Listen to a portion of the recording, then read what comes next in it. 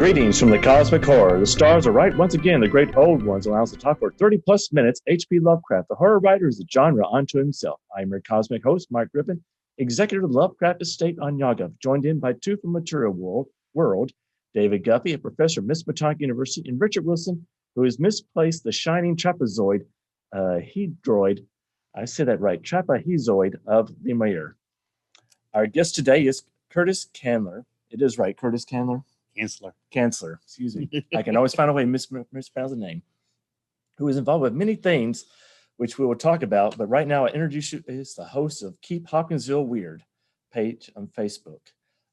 First off, thank you for coming along. Thank you. Where is Hopkinsville exactly? Hopkinsville is about an hour from everywhere. I say it's about an hour from Nashville. It's about an hour from Evansville. Hour from Bowling Green, give or take. Western Kentucky, right on the border, pretty much just about 11 miles up from Tennessee, right there across from Clarksville, around Fort Campbell, that area, Christian County, Kentucky. Okay, and the big reason we have it here is that there was something that happened in the Hopkinsville area on August 21st, 1955. What was that? That was when aliens supposedly came and attacked the house. They didn't just see aliens. They didn't just see a UFO. They actually attacked the house.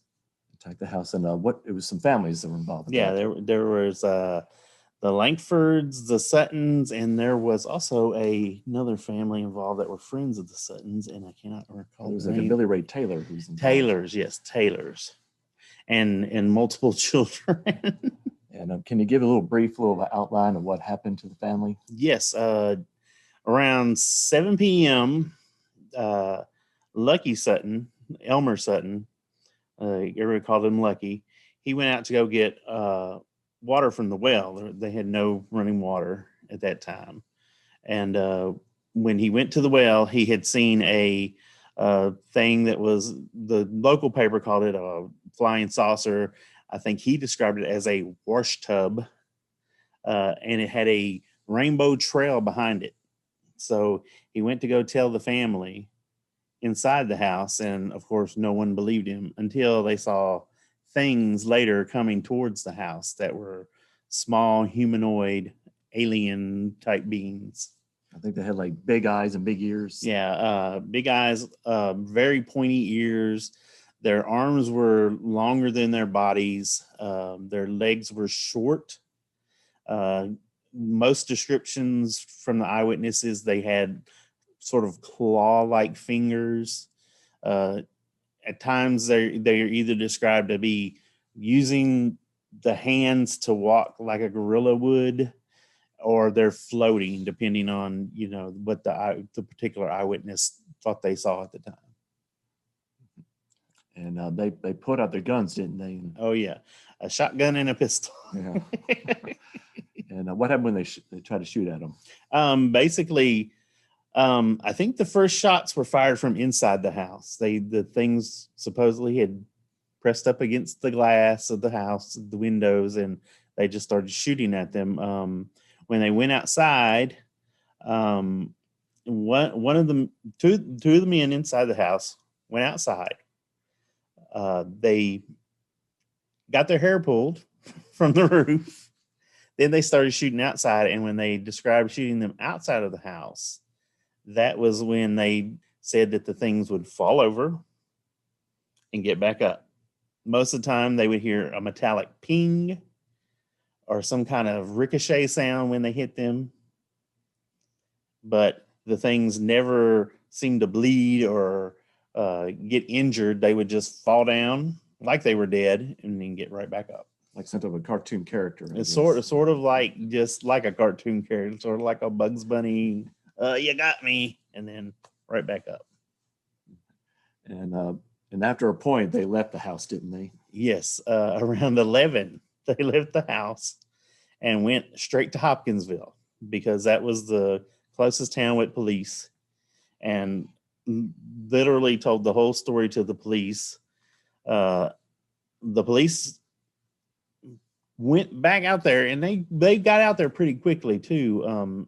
Hopkinsville's not very far from Kelly, So it didn't take very long anyway, but they actually were concerned that this was not an alien encounter. This was actually two neighbors shooting at each other.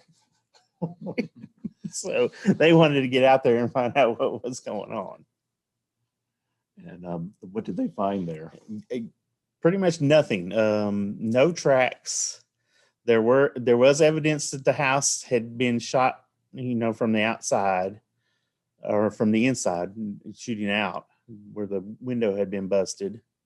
They found casings and things like that for the guns, but no evidence of the creatures. I think there's some reports where they do say that there was a phosphorus patch found on the ground, and there was a glowing out beyond in the wooded area, but no one ever got out that far to investigate what that glowing might have been. And this got covered in the newspapers quite extensively, didn't it? Yeah, it went around. Now, when the Kellys described the alien, they said it was a certain color. They said it was silver, but the newspaper said a different color. Yeah, the newspapers at the time, the Hopkinsville paper pretty much stuck with the straight story, what had happened. Once it got out to, I think it was the Evansville paper started it. They called it Little Green Men, which was a term that was pretty much only for science fiction at the time, or back in the olden days, back in the old country for maybe something like a leprechaun, but not for aliens. Most of the time they would just call them little men or saucer men. But that green just sort of stuck, even though they described them as silverish, almost nickel colored. I've heard nickel plated. The term they gave for it. And they said that I guess the creatures themselves were sort of metallic looking, but they also had a silver suit that was described. And it was in the most of the drawings you see of them, it looks pretty much like a bodysuit. It doesn't look like armor, but the way they described the way it reacted to their gunshots is like armor. And they were never seen again, the aliens, as far as we know. Is that correct? No, they weren't seen again, but there is another report similarly weeks earlier in Evansville. Evansville really has a connection to this in a weird way, of a lady who was swimming, and she said a creature tried to drag her down into the water. And after she had read the report about what had happened in Kelly, she went to the Evansville paper and said, well, this is the same thing that attacked me. That's the only other one in that time period. There are later cases, not too long ago, in Hellier, Kentucky, where they've claimed that there's some sort of creature that's similar to this. We'll talk about that later on. Okay. But anyway, but how big, I guess, did this UFO phenomenon become? It went everywhere. Of course, it spread just all over the United States because the AP picked up the story and just spread it to all the newspapers. I mean, you can find New York newspapers, California newspapers that have stories about the incident.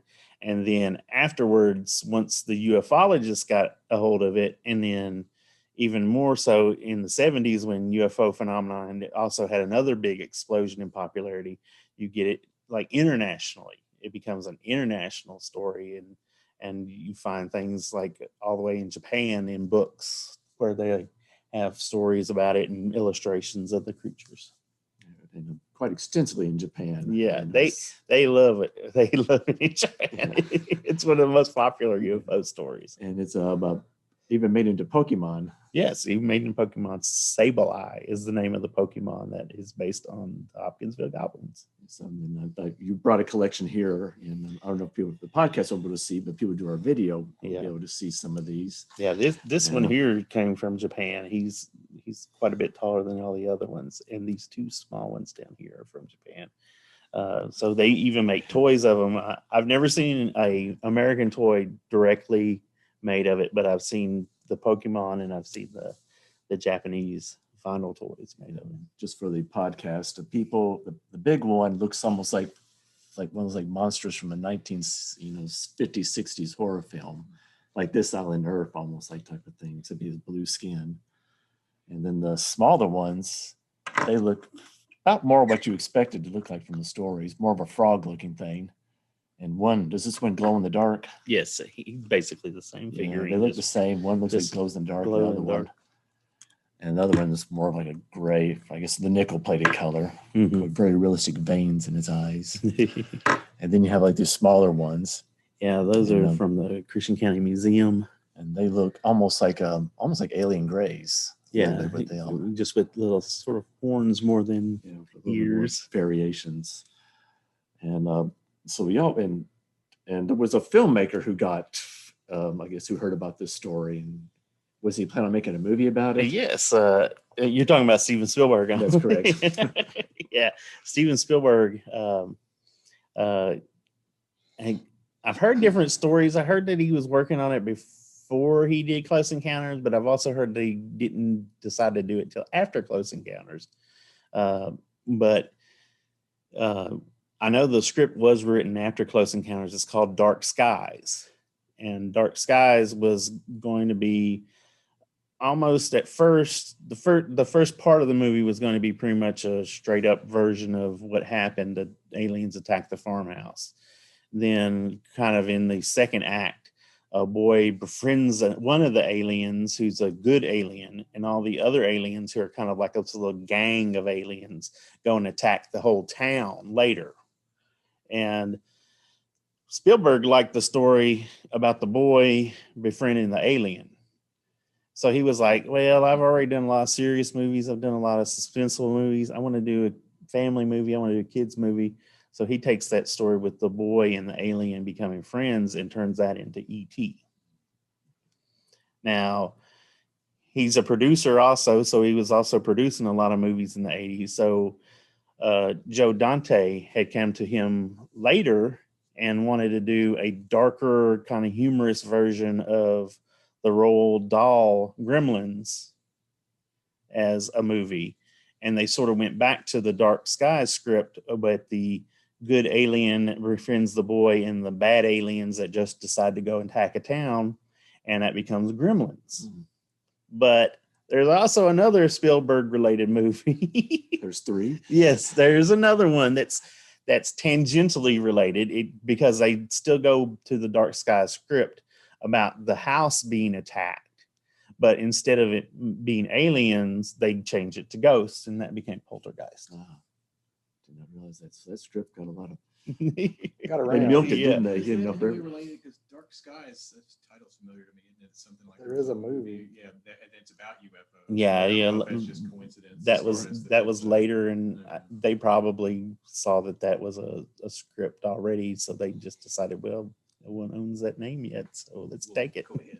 Use it. They just jumped on it.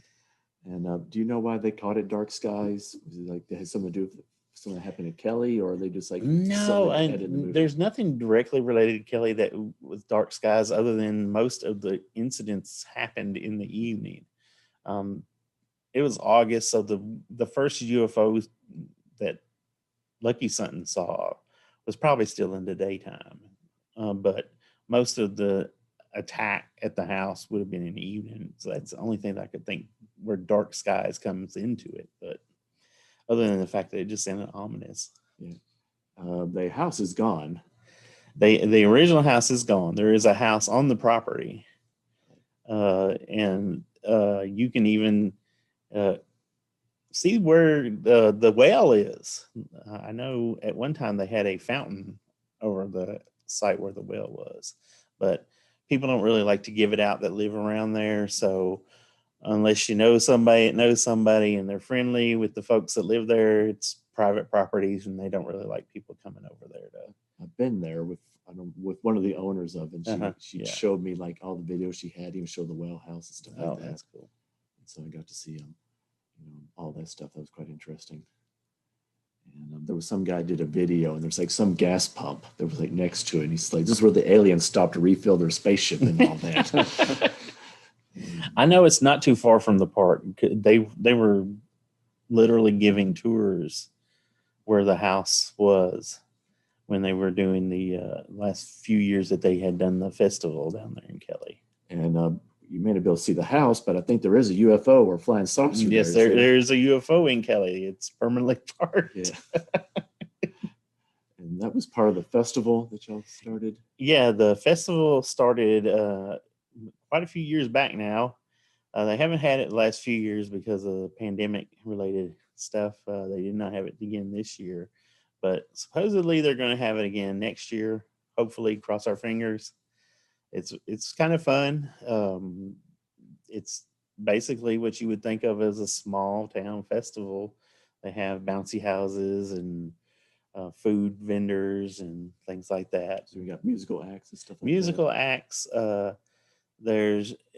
It's usually on Friday and Saturday because Sunday in small town Kentucky, most people want to go to church or at least sleep in. So they don't do anything on Sunday. They did the year of the eclipse. It was 4 days of the year of the eclipse because Monday was going to be the anniversary of the actual incident and also the eclipse. So they did do it. Was a big anniversary, wasn't it? Yeah. It was like the 50th or something like that? I think it was. And that just happened to be a weird coincidence that the eclipse happened on the same day as the anniversary. And no one showed up for the eclipse, did they, in Hopkinsville? Did they? Oh, yeah, there were so many people. I was in Kelly that day. I was actually selling stuff out of a tent in Kelly that day, so I wasn't in Hopkinsville. So I didn't know what the traffic was like in Hopkinsville. I know it was bad. I saw it coming from the other way when I was going home. But I know in Kelly itself, there were so many people. There were probably I would say it was thousands of people. Really? Yeah, and we would ask. That was one of the fun things at the festival was we would ask where people were from, especially if we heard a different accent or something. And there were people from England, Germany, a team of news reporters from Japan, a lot of people from Canada, and it was like a double show there because you got to see all the alien stuff and then you literally got to see the eclipse. There's like a little double whammy for people. Yeah. Go see it. And Hopkinsville was one of the sites where you could see the eclipse for a pretty long time. Yeah. So it was a hot spot, to go for the eclipse. Spotting. Yeah, there were two longest places. One was longest for the total eclipse as far as like the whole experience of the eclipse. And it was Carbondale, Illinois. But Hopkinsville had the longest totality where the sun is actually covered by the moon and the moon's shadow is on the earth. So that was where Hopkinsville is kind of claimed. Now they still have signs up around. It's a Eclipseville. You see merch still left Yeah. over from it years. Yeah, I still go to the Goodwill and I'll see an Eclipseville shirt. There was people who couldn't make it to Hopkinsville because it's just too crowded, so they would come to Russellville because we had like a pretty long time, not as long as Hopkinsville, but it was good enough for them to live with. Even Nashville was doing roof parties where people were just to view the eclipse. Yeah, so was Bowling Green, even though you couldn't see the eclipse there. Oh, really? Yeah. That's wild. Yeah, you got close to it, but didn't see the totality there. And you had a famous actor, come to see the flying saucer there. Yeah, that was actually this year. Found that out on Instagram. Bobcat Goldthwait. He was actually doing a comedy show that weekend in Nashville, and I guess he knew he was that close. He seems to be very interested in that sort of weird phenomenon. I know he had a show on True TV that was also about weird phenomenon at one point. That movie about Bigfoot that he did. Oh yeah, I forgot about that Willow one Creek. too. Yeah, so he's definitely interested in that stuff. So I guess he thought, I'm close enough to Kelly, I better go see where the Hopkinsville goblins came from. And that ties us into the Hellier TV series. Yeah, it's a TV series, pretty much web-based TV series. You can watch it on YouTube and I think Amazon. has it also. I think it's on something else too, because I watched it on different platforms. I'm I can't Pretty remember what sure it I've was. seen it on Netflix or Tubi or something. Yeah, and Planet Weird are the people that produced it, so it's on their website as well. Now I'm a little bit confused of what exactly it is. It seems it's almost like it's part reality show with a part fiction. I've never seen anything that I think is particularly fictional, other than what you would think of as sort of the staged reality show stuff. But it's just, to me, it's not Kardashian fake. It's just more produced. You know, they make sure that they're there at the right moments. But a lot of what I've seen from Hellier is where they're leaning heavily on synchronicities, not necessarily just the goblins. The goblins sort of kick off their search, but they're also looking into other things, and it's more towards. It seemed like they were trying to make an all-encompassing like world where Bigfoot, the aliens, and Loch Ness monster and Mothman can all exist in one universe, type of thing.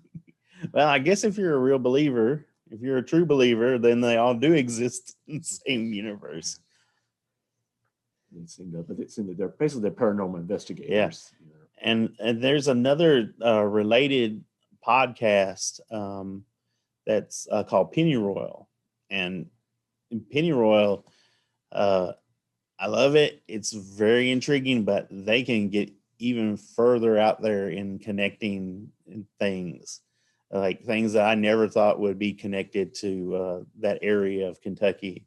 They have really connected the dots, and they're both of those shows lie heavily on the idea of synchronicity, and that's a big thing in a lot of paranormal stuff that you'll see on the internet now. Is it might not be directly related, but if you can correlate this with this and this, then those 3 points are points of synchronicity where it's connected.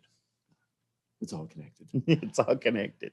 And I guess you mentioned that there was like a Lovecraft connection, with the Little Green Men or the Kelly Thompson, loosely through that TV show. Because of the fact that they explore a lot of the cave area around there, and they make mention of how over here in Western Kentucky we have the Mammoth Cave system, and we have a lot of even unexplored cave areas in Western Kentucky, as well as over there in Hellier they do too. And you can even find on underground maps areas where they may even connect together. So this sort of goes into the weird fiction. Lovecraft didn't do it so much, but a lot of his contemporaries did, with the Hollow Earth or Lemuria, the underground sort of civilizations. His sort of underground civilizations were more like the Arctic, unknown things that might have lived, the old ones, yeah, or things that were buried under the sea. Not so much Lemuria. I know he actually wrote about Lemuria and did not believe or prescribed into that theory, even though a lot of his contemporaries did. But there are similar themes in that weird fiction sort of genre that he worked in. And so, what are your views on that show using the Hopkinsville goblins in there? Do I really want to say it out loud? To me, it seems, this is just me talking, just me. It seems like it's sort of, here's something that we can sort of tag along with. I don't know if I don't necessarily believe what happened in 55. So I definitely don't necessarily believe that this happened either, but they really believe it, and they really want to, sell people on this idea that all this stuff is connected. So, I can't fault them for it. I sit at a tent in the summertime, in August when it's really hot, and try to sell alien merchandise to people. So I can't fault them for,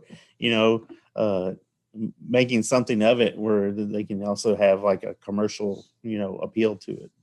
Now, that show lasted for 2 seasons. Two seasons. I think they're actually going to work on a third. There's talk of a third season. People want a third season. From everything I've seen online, people want a third season. I saw the 3rd season. I thought it was okay. It has almost like a campfire, feel to it, like you're sitting around a campfire telling ghost stories. Uh-huh. There's like I had that feel sometimes. So usually the better episodes had that feeling to it. But when it ended, it was kind of like that's it. So I didn't want to watch the 2nd season because I feel like it'd just be the exact same thing. And all that. Anyway, since you're from Hopkinsville, there's other things that make it weird. So lots of things get weird. And I guess one of the other weird things about it is the sleeping prophet. Who is he? Edgar Casey. Edgar Casey. Let me try to get this right. Edgar Casey, at the point in time that he became what they called the sleeping prophet, he had literally not spoken for years. They weren't sure what was wrong with him. He was working for a photographer at the time.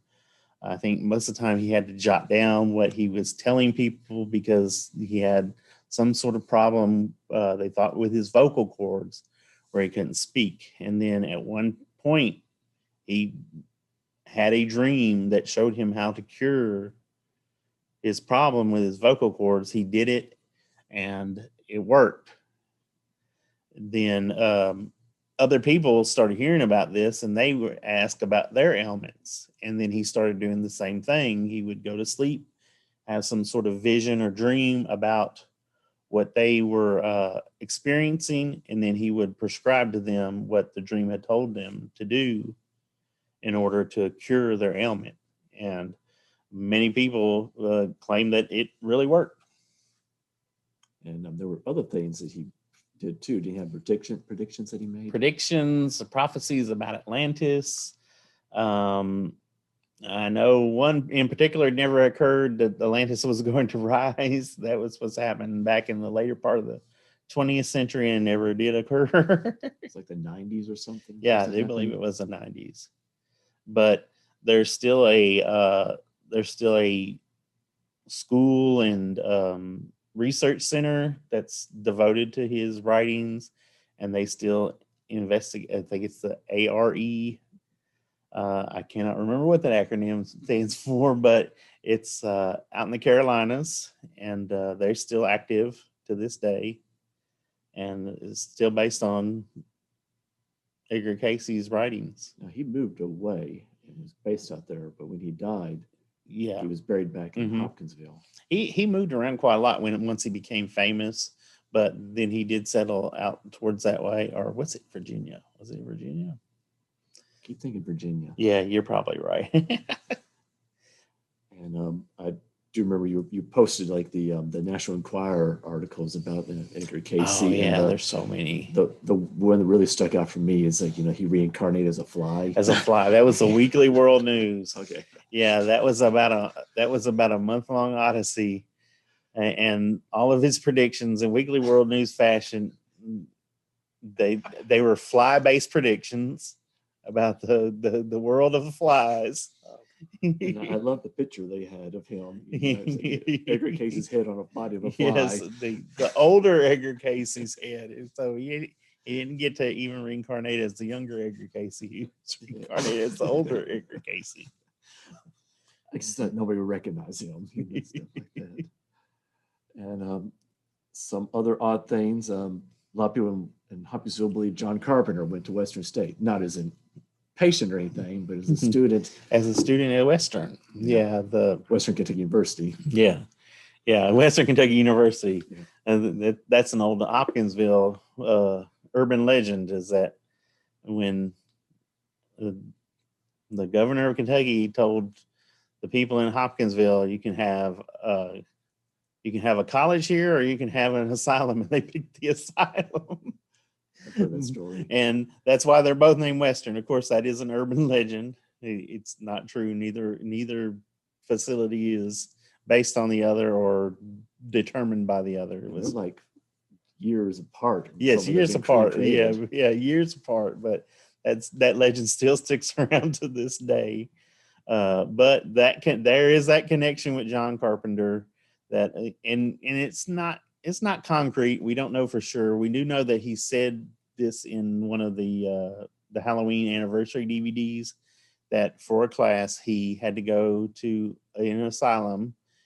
He says it's a state asylum, and Western State would have been the closest state asylum to him that he could have been able to go to as a student, and that he saw a young man there, and his description of the young man informed his description of what Dr. Loomis describes Michael Myers as a young boy when he first gets put into the asylum. I believe it probably happened in California. I think it was in California when he probably did that, because it's like I think he said it was a boy. A boy, yeah. And they didn't have children. They've never had children at Western State, so that's part of that's sort of a poke hole in the story. Yeah. But I also remember this was years before they ever had DVDs or commentaries or anything like that. That was a story, a schoolyard story, that Michael Myers came from Hopkinsville. Michael Myers, and I could never find a story of a similar killer. But then when that DVD came out with that thing, I was like, well, maybe Michael Myers is from Hopkinsville, just not the killer Michael Myers, just the description of Michael Myers. So, and John Carpenter will not say one way or the other. He will not say one way or the other. A lot of the Bowling Green connections, he won't say one way or the other. He wants to make it a mystery. He seems to enjoy the fact that people want to be involved in the story in some way. So he won't debunk it, but he also will not go into further detail to say one way or the other. And I understand there was a bowling ball that appeared in a movie that was made in Hopkinsville. Oh, yeah, in Mystery Men. Yeah, the bowler, one of the heroes in the Mystery Men, her father's skull is embedded in the bowling ball, and it has magical powers. And that bowling ball was actually made at Ebonite in Hopkinsville. Ebonite was around in Hopkinsville for years making bowling balls. And they made that prop, several of those props. It actually was not, from what I've heard from everyone that worked at Ebonite, it was not a good bowling ball to actually use as a bowling ball, because to make it look like it has to do with the roundness of the ball. It makes everything in the ball look bigger. When they put objects in the ball, they look bigger.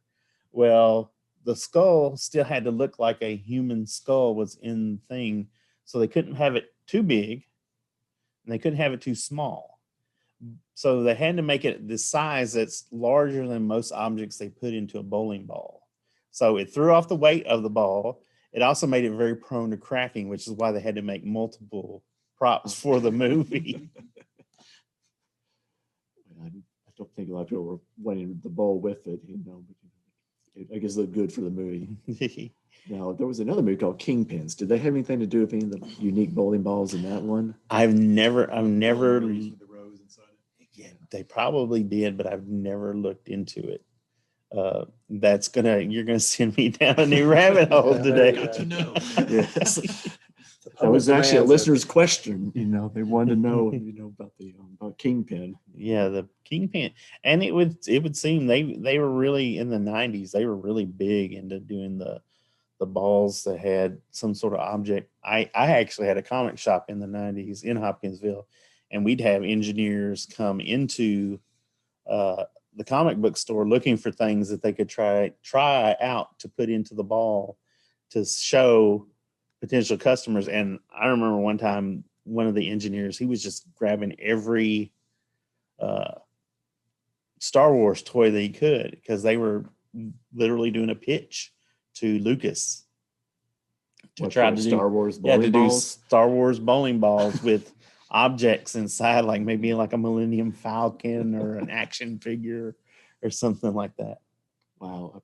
I guess George Lucas, did a thumbs down on Yeah, that. he had. I've never He seen that. did. And we never seen Star Wars bowling balls with Right. things embedded in them, so that probably never happened.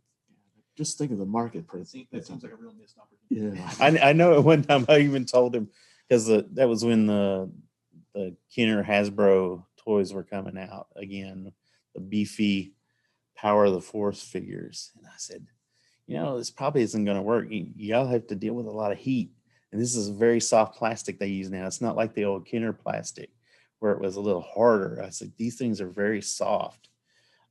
It's going to melt once you try to fit it into a ball, because that hot plastic you're using with that soft plastic is not going to work. It's going to turn into a marshmallow. I can just imagine them doing like an Alderon ball. You're rolling, it blows up. It hits the blows. pins. It cracks open and Yeah. there you go. It's a one-time use. Yeah. Yeah. or a Death Star. But hey, you get a guaranteed strike. Yeah. And I guess the King of Rock and Roll was supposed to have come to Hopkinsville. Oh at yeah. one time. And that's another one that we know for sure that there was a link, but we don't know for sure if he actually came. There's some issues with if he actually came to Hopkinsville. I know in one of the Foxfire books, a ex-policeman from Hopkinsville does tell a story where they worked what was called the Elvis detail, where they met Elvis private jet at the Hopkinsville airport and then took him to see the eye doctor. It was Dr. Raines. He's no longer with us to confirm the story. But his son on our Keep Hopkinsville Weird board said that as far as he knew, Elvis had never come to town. Now, there's some other parts of that story where there was an Elvis chair that nobody could sit in. It literally had the RCA logo embroidered on it. And no one was allowed in the office, no customers, no one, no Was this patients. just a regular chair to sit in, or like a dentist chair? It was a pretty fancy chair from what I've heard. It was like a leather chair, with the RCA logo embossed on it. So it was like, if he didn't come, then why did they have a fancy chair with a record company logo that nobody else could sit in? But that's his son, and his son says that his father usually went to meet Elvis. It was at the time when he was suffering from glaucoma right before he passed away. And his personal eye doctor had given him Dr. Raines' information because he was supposed to be one of the best ophthalmologists at the time for dealing with glaucoma. Now, if they didn't mean Hopkinsville, where would they have met? I think he had said that his father actually flew to Memphis to see Elvis. And then there's other people that even say Elvis liked to go out to the lakes. There's a lot of people that have claimed to have, and this was before the Elvis sightings when he passed away, but there were Elvis sightings supposedly in Katie's when he was still alive, and out Lake Barkley in Kentucky Lake.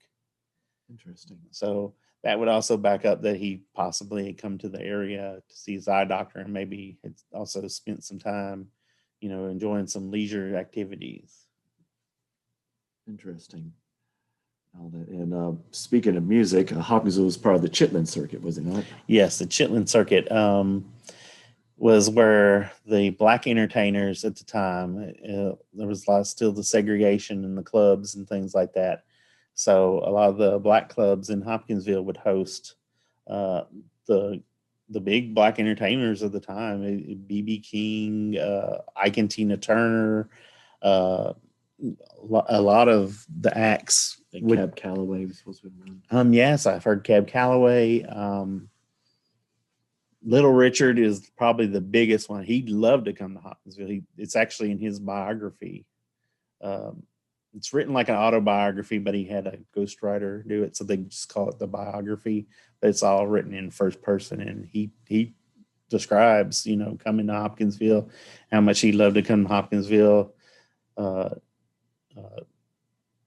he specifically names Hopkinsville in the early days, and then even in the, I think it was the late 70s, early 80s, he became a born again Christian and a preacher, and came back to Hopkinsville to preach. Really? So not even as part of the Chitlin circuit. So there was a strong Hopkinsville connection with Little Richard. And wasn't there another musician? He wasn't nearly famous yet, but he was at Fort Campbell at the time and had it in his band. That would have been Jimi Hendrix. Also, he would have come to Hopkinsville probably at Chitlin circuit after he had left the military, but no one has because he was playing backup for a lot of other bands that were coming through at the time. The Isley Brothers is usually the one that's most connected with him and possibly playing in Hopkinsville. They do know that he played a lot in Clarksville, a lot at Fort Campbell. I got in trouble a few times in Fort Campbell for borrowing the guitars that were supposed to be just for leisure activities and keeping them out all the weekend so he'd go play at the club or something like that. I guess he didn't destroy them or anything. since No, military that was property. before he got famous for destroying the equipment. And, on the subject of African Americans, there are a few prominent African Americans that have come from here. The dean of black journalism. Yeah, Ted Poston actually wrote a book about Hopkinsville. It's called The Dark Side of Hopkinsville. And he, of course, was written after he had left Hopkinsville. He was in New York. He was a famous writer in New York at the time. Well into the 70s, he was known as a journalist. And then there was a civil rights activist, I guess you call it civil rights activist, Bell Hooks. Bell Hooks, yeah, civil rights activist, also just a playwright, artist, writer. I've heard it called an Appalachian writer, but I just find that's a weird term to use. Appalachian, all of Kentucky is Appalachia to people that aren't from Kentucky. That's like in Hopkinsville, you'll see a lot of things called pennyroyal, and pennyroyal is a large area in Kentucky, but in Hopkinsville, a lot of things get called pennyroyal, and I guess that's just the more localized name for pennyroyal, and to sort of separate us from over there in the eastern part of Kentucky. From those Easterners. Yeah. We're different. And there was a legend that Bela Lugosi. Did you ever find anything more about Bela Lugosi coming to No, Hopkinsville? I've just found that one newspaper article. It almost seems like it, in modern context, it almost seems like a Kickstarter ad. Like, if we get enough support for this, Bela Lugosi will come to town and we can watch Dracula together. But that's just that one mention. I've never found anything else about Bela Lugosi actually coming to Hopkinsville. Very interesting to know the truth. And you were friends with a very famous comic hack. Oh, the letter hack, yeah, El Colovis. Yeah.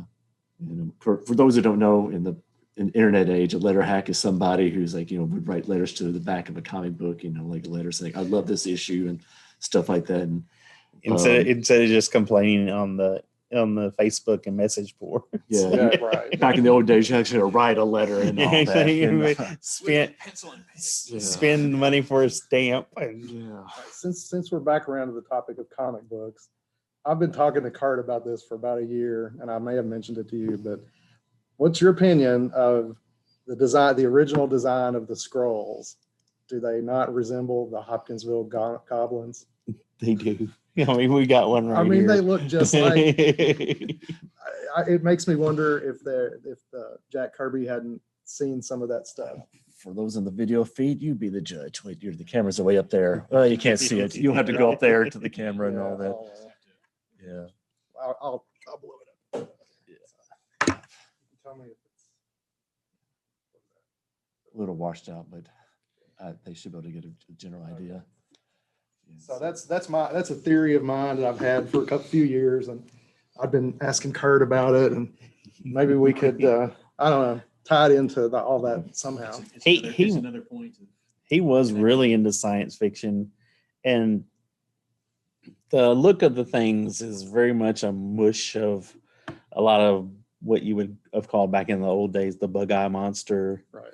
alien sort of type. So maybe they both sort of originated independently, but they happen to look very much alike. Now I want to see that in the MCU. Well, that would be awesome. But they've redesigned the scrolls since then. Yeah. They look a lot more human. Yeah, they're more human looking with pointy ears. They're more Star Trek-y. Yeah. Speaking of comic books, we do know of an incident where the Kelly incident was in a comic book, at least once. At least once as a fictional, and here I'm going to have this on my phone. I made a list, and I probably forgot some things. The big one being the X-Files. The X-Files, yeah, the X-Files. When Topps was publishing comics in the 90s, they had the license to X-Files, and they actually did a story where Mulder and Scully come to Hopkinsville. Well, they don't come to Hopkinsville; they come to Kelly. About the closest mention of Hopkinsville itself is you can see a newspaper that they're looking at, and you can see sort of the back end of the New Era logo. It doesn't say Kentucky New Era because part of it's covered up, but you can kind of see the EWERA part of the New Era logo, and which is the Hopkinsville newspaper. So that's the most direct Hopkinsville, but it is the Hopkinsville Goblins. So they come back to Kelly, and it's a new version to fit into the X-Files universe of the little green man. And they color them green in that one, even though they were, I guess, for a spoiler alert, they weren't necessarily the aliens themselves. They were, the issue is called Crop Duster, and it has a little bit to do with some psychotropics. More of a mass hallucination. Yeah, like that. And that's typical of X-Files. There's always the Mulder version and the Scully version, and then when the Scully version ends up being right, you had that last one scene where the Mulder version is like, oh, maybe, and they did the same thing in that issue. What else was there? What I had on my list, and I know I'm missing something here, but it was just off the top of my head. I figured since I was coming here, I might as well make a list. First one that I've ever been able to find is from Gold Key Comics, 1968, the actual #1 issue of UFOs and Flying Saucers. They'd have fictional stories of flying saucers, and they'd also have sort of true stories done in a comic book style. It has a 2-page spread, and it's like the different types of aliens, and they have different, very large ones, like ancient descriptions of what people would call aliens now. And one of the last ones on the second page is the Hopkinsville Goblins. Next one I had was Creepy number 53. That one came out in 1973. It's super scary. The art is it's Creepy magazine, black and white horror magazine. So they always had the very atmospheric art that really oozes the horror element. So they make the aliens look very scary in that one. I wouldn't doubt that maybe Steven Spielberg had seen that when he decided to make a horror movie version of the story. Then the X-Files one, same time, 1997 as the X-Files, there was DC was doing what they were calling the big books through a sub publisher they call Factoid Press. And in the big book of the unexplained, it has a very humorous, goofy version of the story where they go to all the different stereotypes of rednecks. I mean, it's literally the bucktooth rednecks shooting at aliens kind of story. And it's very cartoony, but it does cover all the facts. They do get all the facts correct on it as far as that goes. Then DC in 2012 did Saucer Country, which was a series all about aliens and government cover-ups and things like that. But in number 6 and number 7, it's like the secret history of UFOs, where it's like a presentation for the government that they give to government people when they get elected. It's sort of kind of thing. And they go over this whole history of real incidences that have been reported. And one of them is the Kelly, the panel shows the monster grabbing the guy's hair from off the roof. And that comic, that was basically about a woman running for president. Yeah, the main purpose of kind of exposing the whole, blowing the lid off of it. Yeah. And all the people are kind of like working behind the scenes trying to prevent her from winning, including aliens. Yeah. And the follow-up series to that, because DC sort of left it at a cliffhanger, was Saucer State, which IDW published in 2017. And it follows up the reveal at the end of Saucer Country, where she reveals that everything is real. And there's a mention of Hopkinsville and Kelly, where they have a person holding up a picture of the little green men, and they're like, in Kelly, they're getting ready to welcome the new visitors. And the last one that I found, the most recent one, is, and I'm probably going to say this wrong, they're perhaps nots. Peripheral knots is made with that. Huh? Peripheral knots. Perhaps It not. is- Perhaps not. Perhaps not. I thought it was a play on perhaps That's not. what, that's what Yeah. I thought maybe it's like peripherals. Like some you see No. off the side of your eyes. But they did a Dark Horse had done the series before, but then they moved publishers over to Scout Comics. Started over with new number one. The series was called First Blood, and the various characters in the team go to Kelly, and they call them the Kelly Goblins in that issue. They make it very Kelly centric in that story, and the things are still around in that one. Which made me remind me that there's not just comics, but there's also a movie. Yeah, there's a low budget independent film. Oh Lord, I can't even remember the whole name of it. Do you remember? It came out the same time when the eclipse was going on. Yeah, it was like did. the Kelly invasion. I can't remember. I think it was the Invasion of Kelly. I may have watched that, or some of it. You watched it. Didn't you borrow the DVD copy from me? Someone borrowed the DVD copy from me. I know that it had one of its premieres in Kelly during the Let's see. during the festival itself. I'm drawing a blank on the title. The Invasion of Kelly. The Invasion of Kelly. 2017. Yeah. 2017. Yeah, that's it.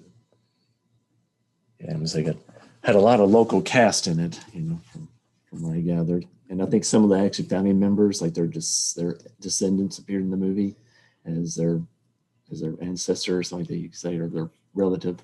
Yeah, I don't know the whole casting of the movie. I was thinking the guy who played Lucky Sutton was like his son or grandson or something like was that. it? Now I do know. I don't know if she's the youngest daughter, Geraldine Sutton Stith. She's written 2 books on the subject.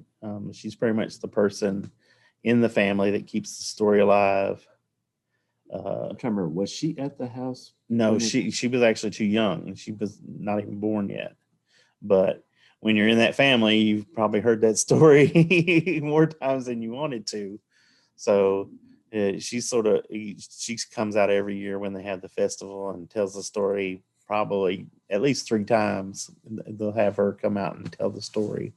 I interviewed the state trooper who was investigated, and he was one of the skeptics. He didn't believe that it actually happened, but at the same time, he was almost like he didn't mind it and all that. There was all this excitement about it because it brought people to the area. Yeah. They like went to the restaurants and they went to the shops and stuff like that. So he saw something good for the economy, even though he didn't really believe that they saw it. And I'm a pretty skeptical person. But I'm the same way. Don't ask me about it if I'm down there. I won't tell you what I really believe, but because I am skeptical, even though I know a lot of people that either their family was involved in it or something like that. I don't want to upset them either. If that's their take on it, that's fine. If people want to come to Hopkinsville, want to come to Kelly to look at things, that's fine. I'm not a believer. Not a believer. I guess like Lin Montel, when he was interviewed about like whether he believed in the ghost stories he collected, he says, like, I don't disbelieve. I don't disbelieve. That would be his standard answer for everything. Non-answer. Yeah, in a good way. And do I remember hearing correctly, there was a second movie going to be made about the Kelly invasion? I'm sure there's probably, the way movies are nowadays, there's probably somebody that's got some sort of script cooked up about it. I was thinking like after that one had been made, I heard news there was going to be another one going to be made, and it was like, really? I wouldn't doubt it. We're waiting for the big budget one. We want the big Hollywood budget. Do you want Night Skies to be made? Do you want to see that version? Yeah, the Dark Skies version. Dark Skies, yeah, excuse me. yeah, the unproduced script. Yeah, maybe we should like if demand instead of like the Snyder cut, we demand the Dark Skies. Dark Skies. Yeah, bring out the Dark Skies. Cut ET and Gremlins together. Yeah. Make a mashup. I know that there's even the movie Signs is sometimes listed, and I think Kennedy, she was the producer on that movie as well, M. Night Shyamalan, Signs. And I don't know if I've never read anything specifically that he went back to that script in any way, but there is the element of the farmhouse getting attacked by the aliens. And that's always been what I've understood to be the connection to the Dark Skies script, and why Kathleen Kennedy is listed as a producer, and the Spielberg people are sort of making a little money on on the points off of that movie too. So it seems like that script just keeps on going. Yeah, it's a gift that keeps on giving. Yeah, it's gonna be so cannibalized that even when we see the movie, you'll be very disappointed by it. Haven't we seen these concepts? Yes, we've seen it before. And of course, we can't talk about Hopkinsville without talking about Farrell's hamburgers. Farrell's, yes, the world famous Farrell's. I guess deemed like the best hamburgers of Kentucky. At least Hopkinsville. Yeah. The best hamburgers in Hopkinsville. It was like quite a big chain at one time. Yeah, there was a location. Well, there still is a location in Cadiz. There's still a location in Madisonville.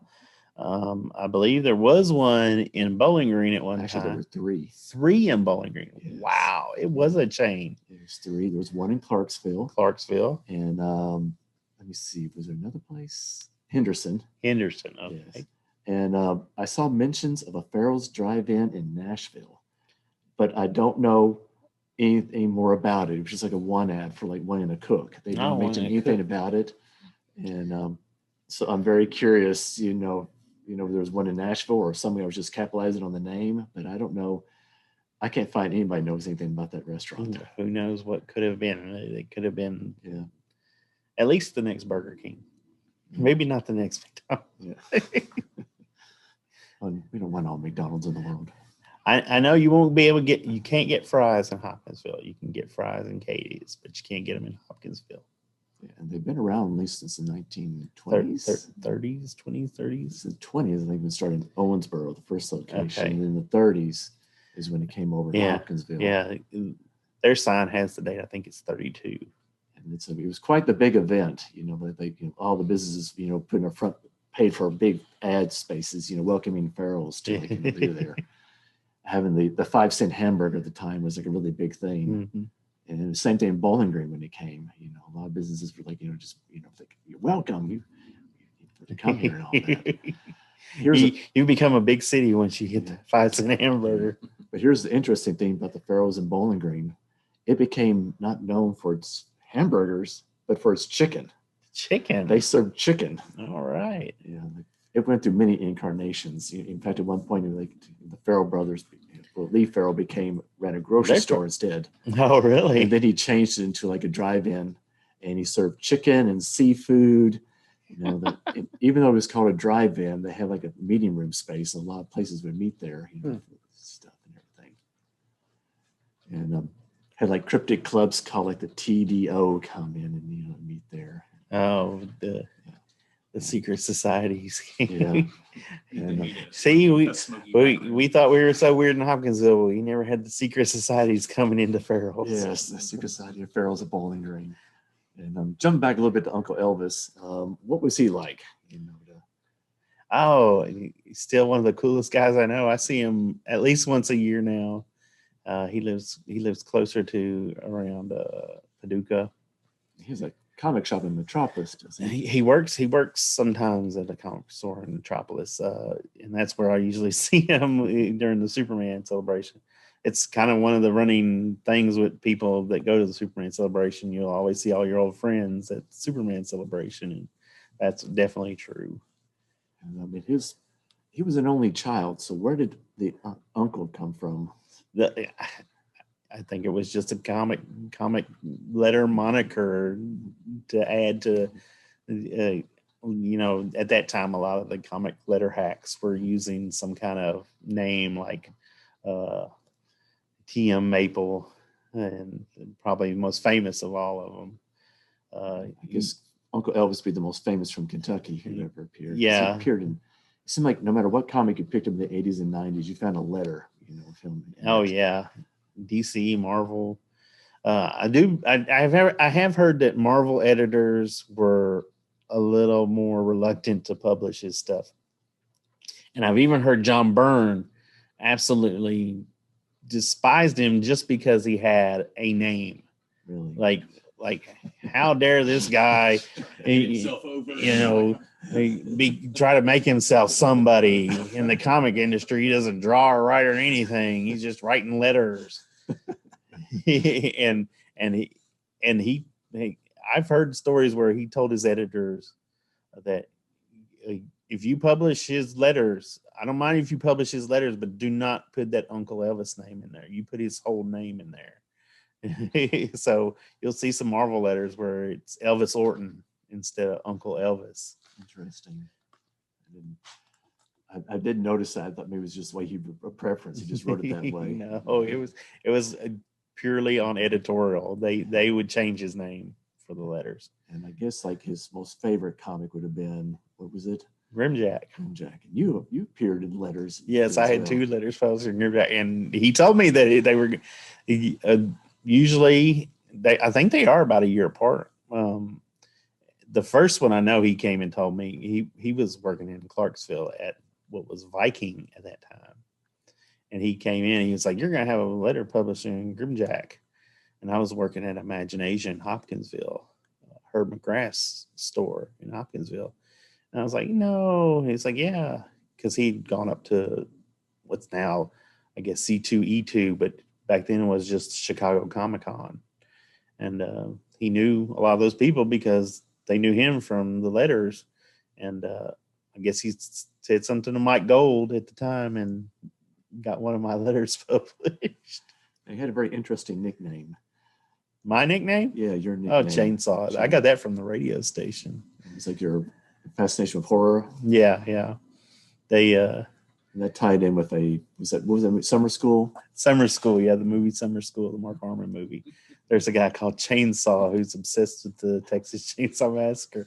And that's how I got the nickname from the Morning Zoo guys at Z100 started calling me that because they would always do little trivia in the morning. And like this movie premiered on this date in 1970, 1960, whatever. And they would tell you little news stories that happened on this day. And I would always call them up, and sometimes they would record it. And I'd be like, this is also the date that this horror movie came out, or the incident that supposedly happened in this horror movie, because a lot of the opening crawls would have like fake dates, and including the Texas Chainsaw Massacre. And that was the one where they gave me the nickname Chainsaw, because I was like, well, according to the opening crawl of Texas Chainsaw Massacre, this is the date that occurs. And they were like, you're like that guy on Summer School. We're going to start calling you Chainsaw. So how old were you at the time? 14. Oh, okay, so this was a while. Yeah, I couldn't even drive a car. And my dad had to take me to the radio station. When I got to hang out at the radio station with him, my dad like literally just dropped me off at the radio station in downtown Hopkinsville. Okay, and let's see, what else was there? The Walking Dead. In 2018, Matt Bevin, was complaining. The governor, Matt Bevin, was complaining about The Walking Dead, and then like one of the artists of The Walking Dead, basically, like kind of refuted the governor, and something you informed him, but the artist about that. Oh yeah, Tony Moore. He was the original artist on Walking Dead for like my first handful of issues, and Matt Bevin had tweeted about it, and then I had forwarded the tweet over to Tony Moore. And I completely forgotten about that too. You really reminded me. He then moved to Walking Dead masses on the governor of Kentucky. Yeah, it made some pretty big news at the Yeah, time. it when that did. happened. It was on like CNN and Fox even. The creator of the Walking Dead taking on Kentucky's governor. We know, I guess Walking Dead has like, that small Kentucky connection that both the Yeah. creators are from Covington. And it's Yeah. supposed to start off in Covington. Yeah, in the original comic book, it starts off in Kentucky. And they've had a festival up there sometimes. Cynthiana. Yeah.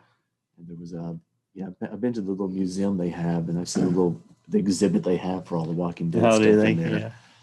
So they seem to be quite proud of it. That.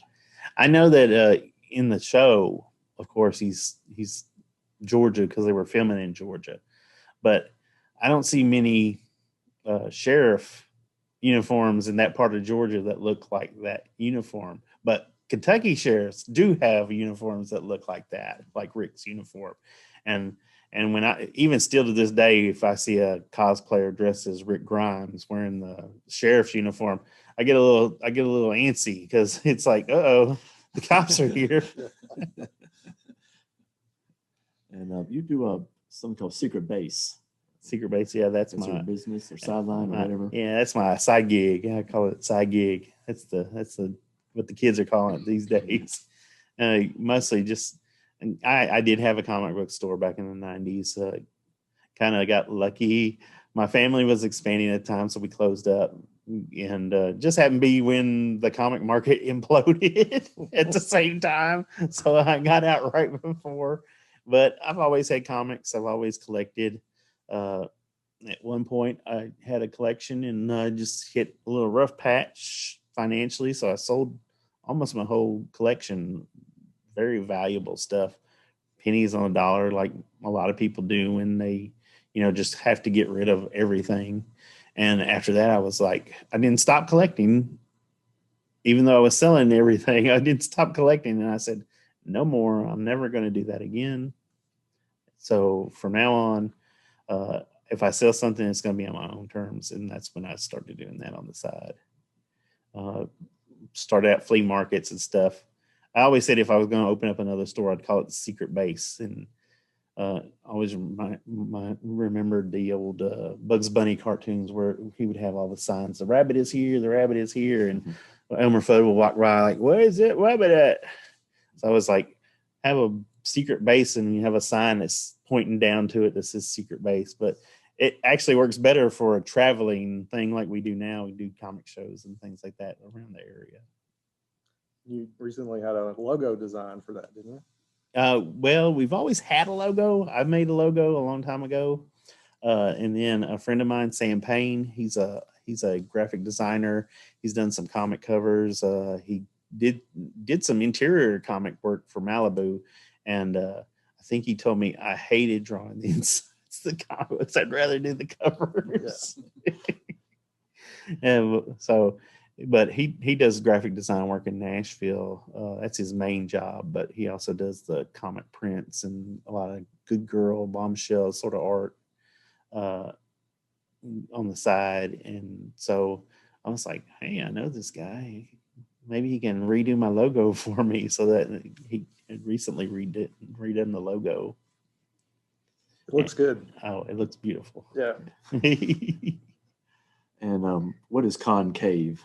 Concave, that is the yearly, it has been yearly, of course, like many yearly things, pandemic kind of disturbed and distressed and canceled and rescheduled a lot of things, but it's a yearly, let's call it Relaxicon.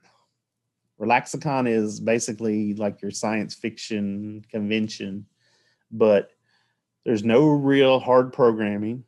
Might be a game room. There's always a game room at Concave.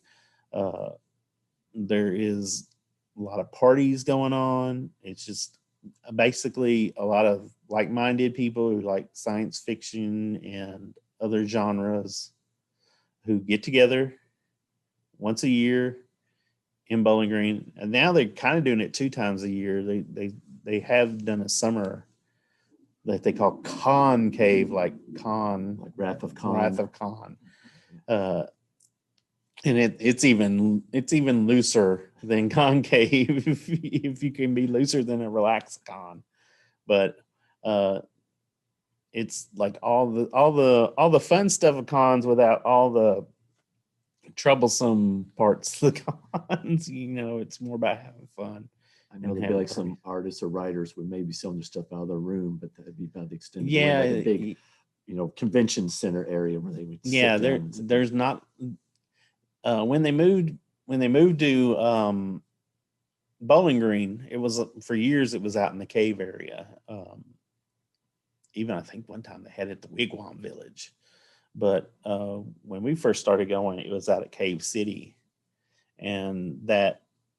but the originally I think was out at Mammoth, the big lodge at Mammoth, and then they kept every 5 to 10 years they would outgrow the place they were at, and then finally they started doing it in Bowling Green because there's so much accommodations in Bowling Green. And that's been going on for quite some time. Oh yeah, it's I think it is the longest running science fiction convention in Kentucky. I had friends going back in the early 80s. So it's been around at least 35 or 40, almost 40 years. Yeah, it came out of Western. Yeah. A lot of the founders were students at Western that were also in the science fiction clubs at Western. The late great James Miles was involved. With Yeah, and Ricky Shepard, he owned a comic store in Bowling Green. He still goes every year. As far as I know, he's gone every year. And Ricky's in ill health, so Ricky, if you listen to our podcast, I hope you get feeling better. Get well. Is there anything else about Hopkinsville you'd like to mention? Anything else about? Oh man, we've covered so much. I think we covered all the good key points. But all the good ones. I think we got all the good ones. You surprised me with a few. You dug deep. So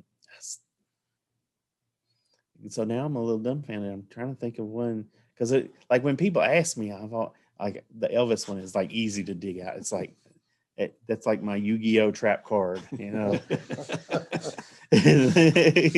you even brought up Elvis, so you brought up 2 Elvises at that. 2 Elvises for the price of 1. 2 Elvises for the price of 1. But yeah. Oh well, this is sort of about me. I hate talking about myself, but I've been doing it a lot today. But the reason I started Keep Hopkinsville Weird, I started up as a Facebook group so that people around Hopkinsville could join. But I didn't want it to be one of those, like, you remember back in the day when we used to go to the swimming hole kind of groups. I wanted it to be about the weird stuff.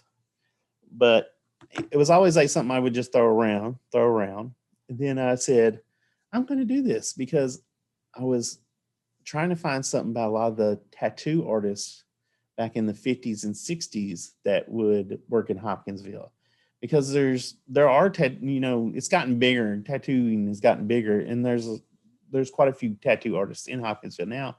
But there was like a long time where there was you went to Oak Grove or you went to Clarksville to get a tattoo.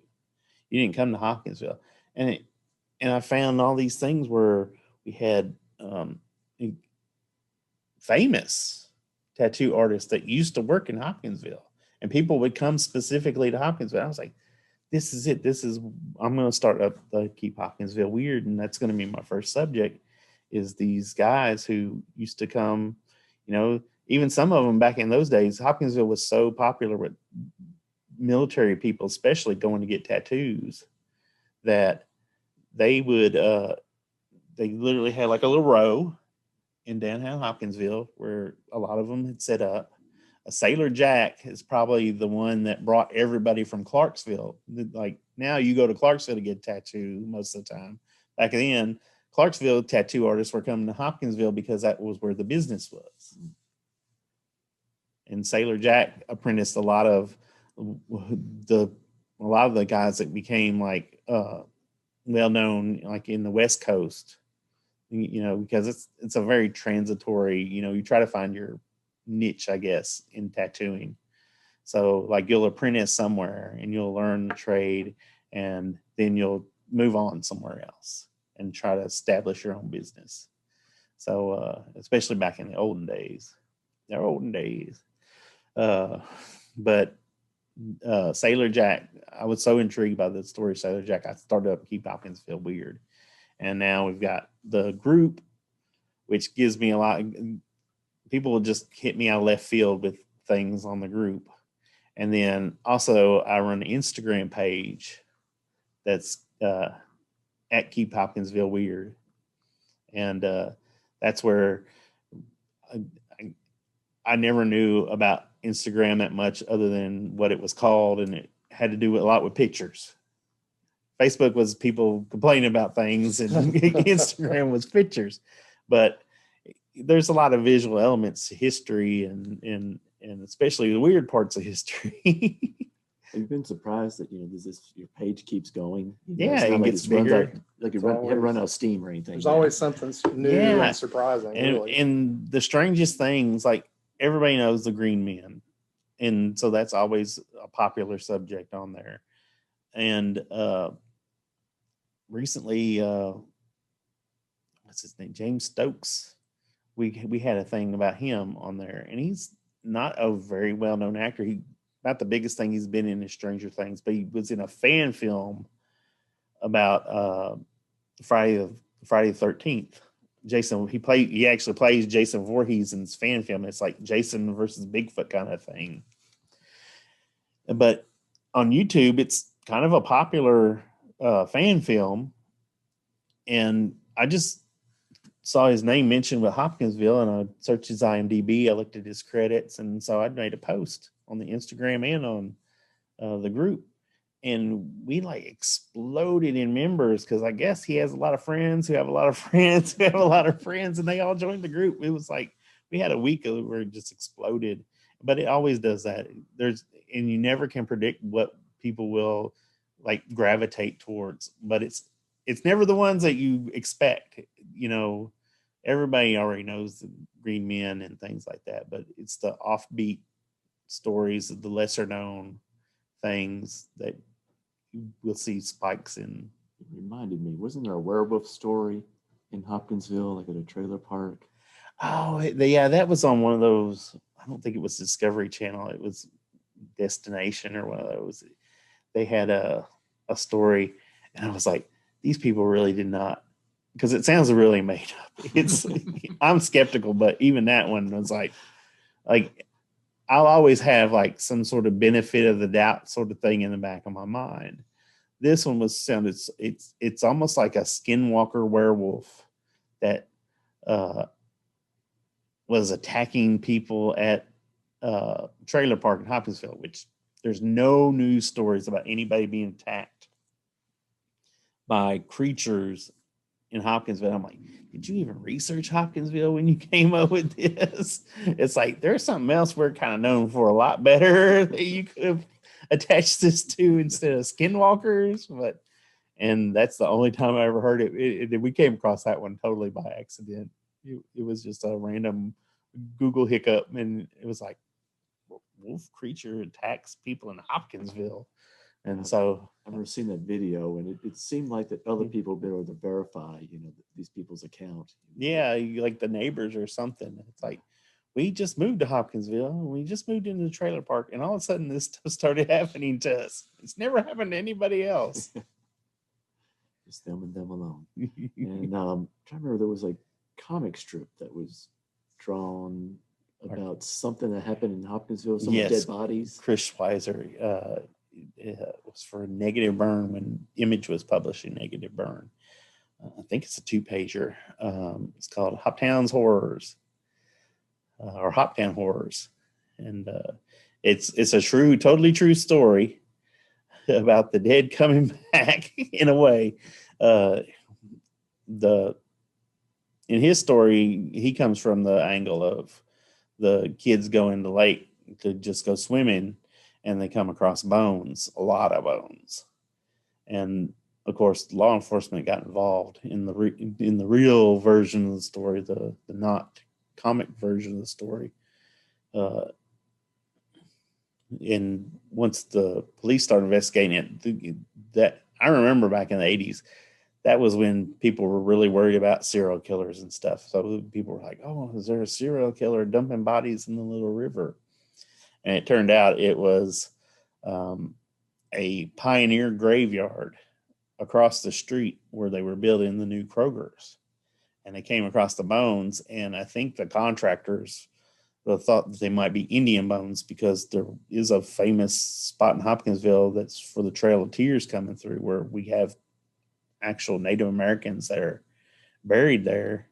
You know, two leaders of the Cherokee Nation were buried in Hopkinsville. So they probably just freaked out and thought that they had discovered an unknown native burial ground, and they just tried to dump the remains in the river so nobody would know. And of course, people still found out.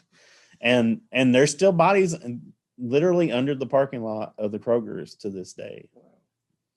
And they have a marker out there by the American flag that tells, you know, that this was once a pioneer grave site. And